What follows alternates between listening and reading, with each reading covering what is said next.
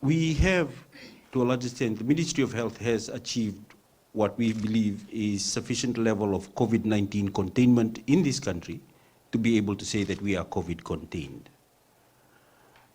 The term COVID-free is a term that we wish to avoid because we believe that as long as the pandemic persists, no country can ever be COVID-free. And we can never say that there is no risk. We can only discuss low risk.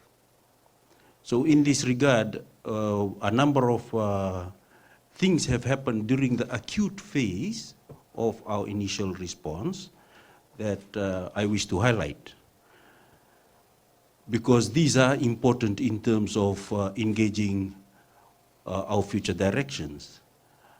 The health input into border control has been strengthened because of the acute phase. To a large extent, there's been a high degree of medical readiness capacity that has been built up, especially in terms of our ability to detect cases early, contain those cases, and ensure that we reduce the risk of transmission from each case. Furthermore, we have also increased our capacity in terms of clinical management.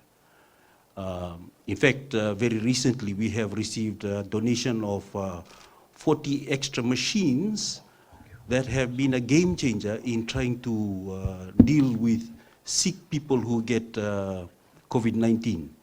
These machines are called Airvo machines.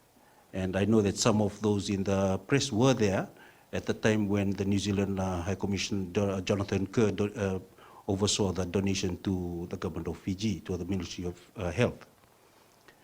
And these machines are very, very important in terms of trying to reduce the need for patients to go on ventilators. The other thing that has been done during the acute phase was that we engaged with a lot of other non-medical sectors, these industry leaders, other ministries, in helping them set up their guidelines that will help break chains of transmission within the community. So we have ensured that they set up, or at least start discussing a lot more in detail, their COVID-safe measures. All of this has been achieved through a whole-of-government approach through the COVID-19 incident management team. And I wish to stress again that the Ministry of Health is indeed one of the key reasons why the Ministry of Health was successful was because of the whole-of-government approach that was done in sorting out our acute phase. Now, moving forward, the Ministry of Health has accomplished the first part of saving lives from COVID-19. We now then want to focus a lot more on reducing the adverse health impacts of loss of livelihood.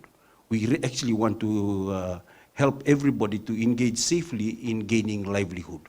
We believe that that is a very important part of our journey, and the adverse health impact of low socioeconomic status is a well-documented issue throughout the world. And we do really want to, as mentioned by our Attorney General, there is a balance that we want to strike that will allow more and more people to regain their livelihood.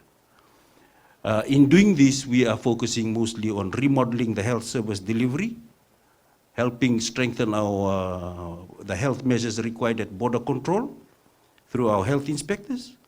And also we want going to continue to strengthen our surveillance system so that we can continue to preemptively surveil areas that we feel may be at risk of providing potential cases. Those are the future directions that we will look at, and we are looking towards the community of Fiji to help us move forward in this new direction. Thank you.